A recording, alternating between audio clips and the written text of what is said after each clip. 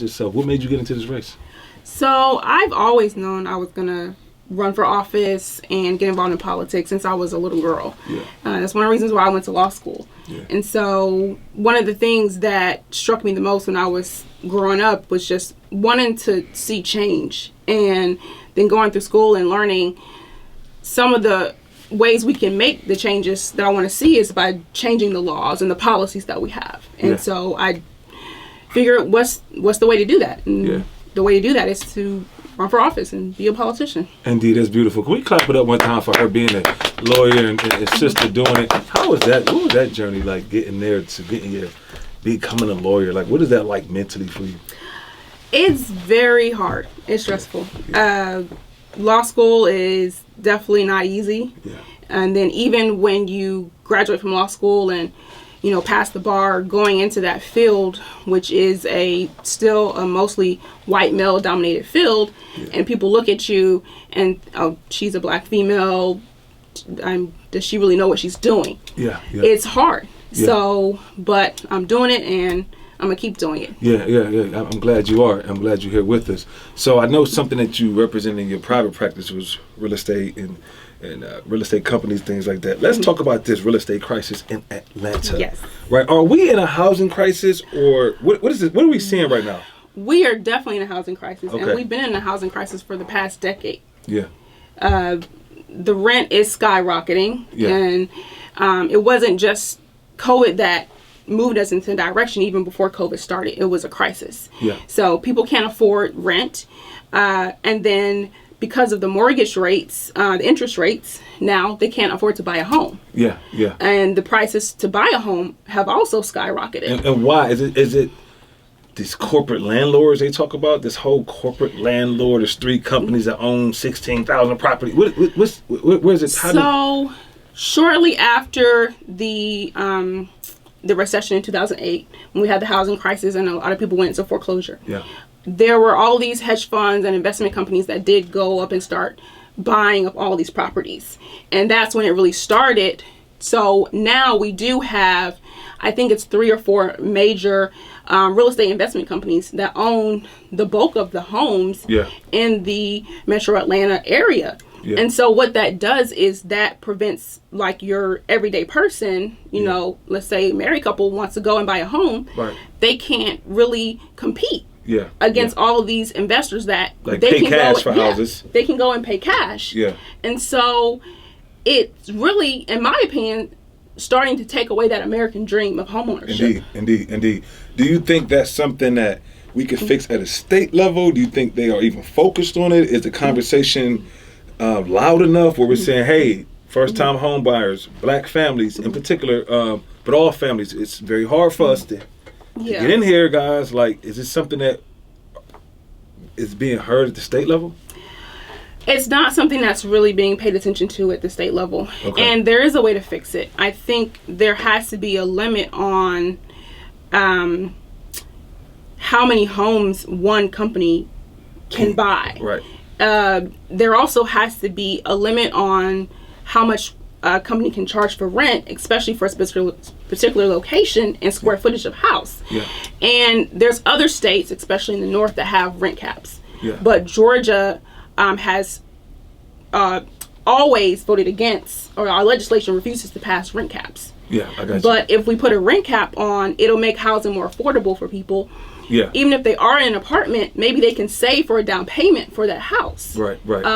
So those are just a few steps that we can do to really help with this issue. Yeah. I seen something today, I think, where they passed a eviction bill, right? Something where Governor Kemp said it's easier for squatters. It's not as easier for squatters to take over a property and they can evict you much quicker than they could in the past. My thoughts were, but why aren't we talking about this housing crisis, right? Like, first-time buyers, people get families, start families, we're tired of renting, we go to the west side, houses are $700,000. You go into Cascada, houses are $670,000. You go further, and I'm like, it's not stopping. So what would be your advice for the young couple or the first-time home buyer right now? How should they be thinking, or what should they be looking at? What's the thoughts around it? Well, there are certain programs we do have, like the first-time home buyer program, and Georgia does have programs for people that want to buy in more rural areas that are, first-time home buyers that are, down payment assistance programs. But my advice is someone who's trying to buy a home right now, it's really hard. Me and Ralph talk about this all the time, man. Because a lot of people are saying, well, just wait until the interest rates go down. Yeah. But are they going down? We don't know. Right. And I doubt the actual housing prices will go down. Right. Because of inflation. Usually inflation doesn't revert itself, it just goes back up. Yeah. So the best thing you can do is to just save. Can we move out further? Try to get the down payment assistance. Gosh, it's just really hard right now without passing laws and policy that will help. Yeah. And that's why they need to vote for you, huh? Yes. Yes, that is one reason we have to come together across party lines to figure this out, because housing is one of the most important and basic needs for human beings. Indeed. Thanks for sharing that.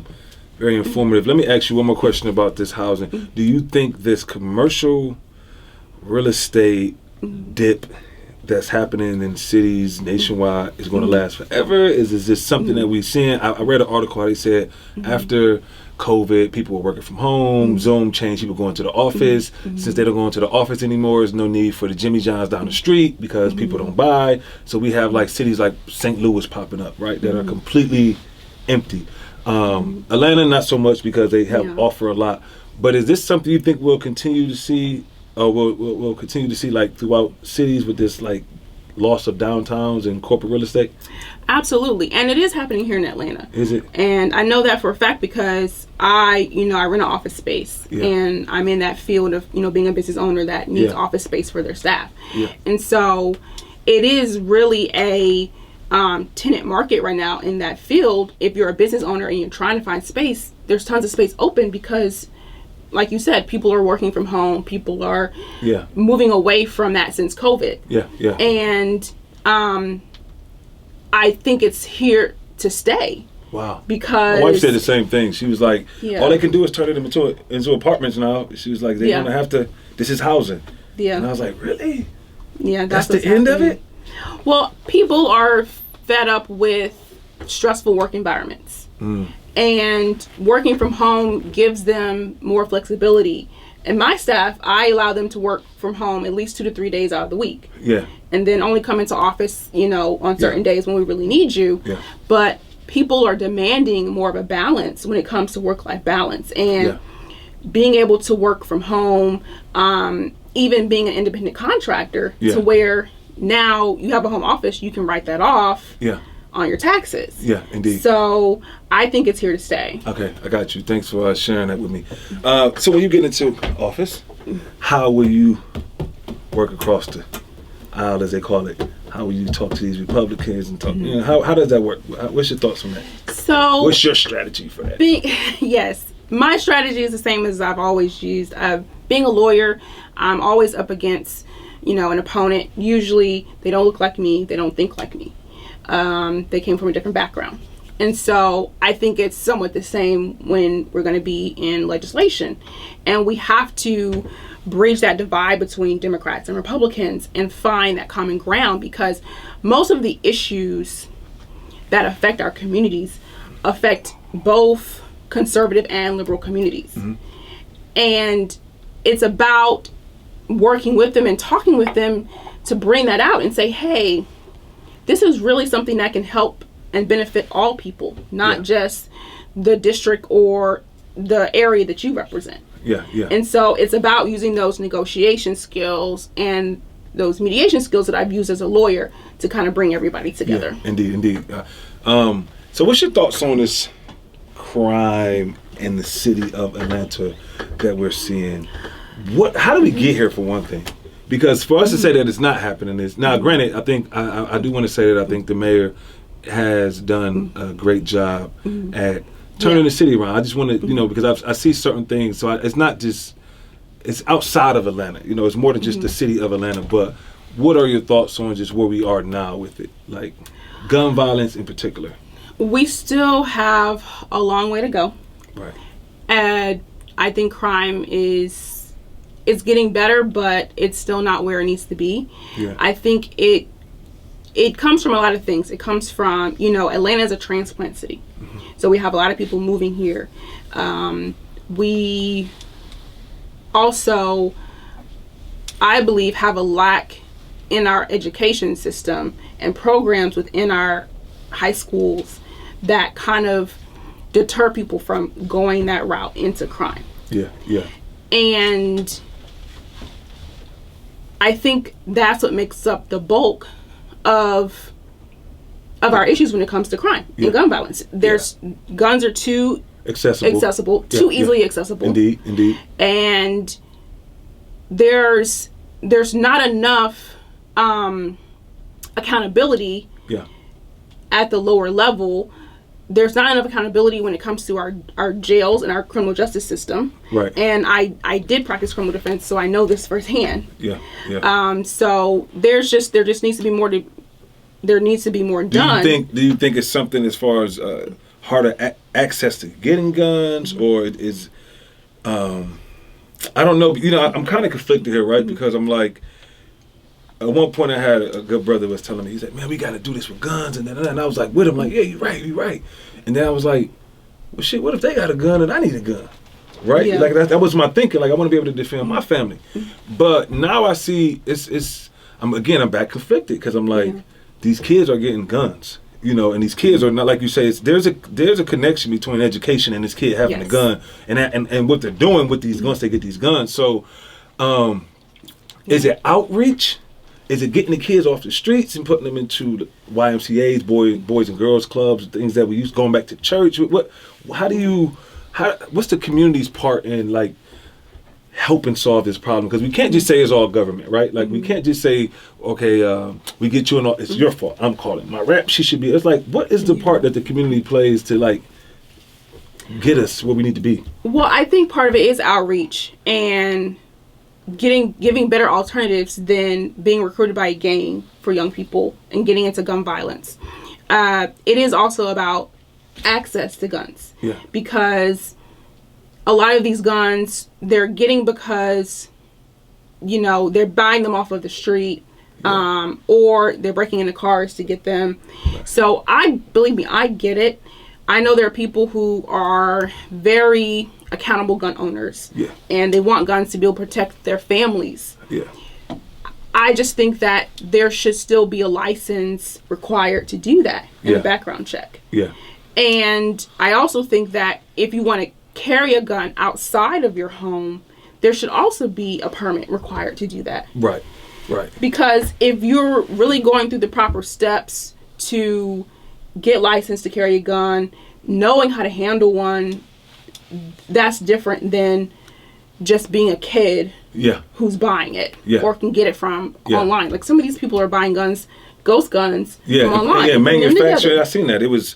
They put them together. You can get different parts. I said, back then when we was growing up, it was really, I don't know. I don't own a gun, so it's kind of weird but I'm conflicted there. I am. I'm very conflicted. Let me ask you, what's your thoughts on education? What would you change about it? What's good about it? Where can we improve? So, education is another thing I'm really passionate about. Yeah. We need to improve our funding. Yeah. We need better life skill classes and programs in the schools. Yeah. I remember back when I was in high school, you could take home ec classes, learn how to do other trades. Yeah. We just need a better public school system, and especially for our kids that have disabilities. Yeah. And it's not something that also our legislators, I think, are focusing on enough. Right. Why not? Is it just, do you think it's the unions? Because I heard somebody say, and I don't know, I'm not advocating for but I heard people say that the unions get in the business of the school teachers, and it makes it hard with these teacher unions. Do you agree, disagree? No, I don't really agree with that. Yeah. I don't think it's the unions. Mm-hmm. And I know there's the argument that, well, it's about the parents and what the parents are doing. And a lot of times our legislators, especially in, our Georgia General Assembly, they leave it up to the school boards. Yeah. But for years, but it shouldn't be just left up to the school boards to make these types of decisions. For years and years, and still even now, most of our schools are funded by property taxes. Yeah. So if we have such a surplus in our state, why aren't we giving some of those funds to the schools? Right. Well, they did the, what is it, $1,000 bonus? Was that? Are you holding your laugh here? That wasn't good enough. The $1,000 bonus Kemp gave them to the teachers. To the teachers? Yeah. No, not at all. Right. Our teachers need at least a minimum salary of $55,000. Yeah. I get you. So let me ask you this question. Actually, we're gonna go to Instagram. Brent, you on? Can you hear me okay? Yeah, I can hear you. So this is our online correspondent. Hi, very nice to meet you. I love everything that I've been hearing so far. We were having a conversation about school, so I guess I'll pick up there. We also had a conversation about cutting Georgia state taxes, right? How do you think that would actually affect the school system if we were to cut state taxes and just leave everything on the property tax or on federal funds? I don't think that's a good idea. So I think we need to use more of our funds to go towards our school system and not just lean on property taxes. Because if you're in a community where the property value is down, then your school is not going to be as funded as maybe a wealthier area. Yeah. Right.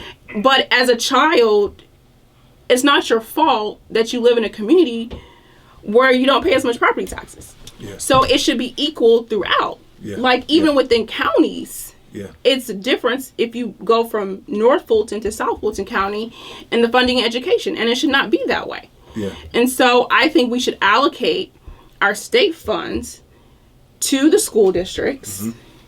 I mean, why not? Yeah.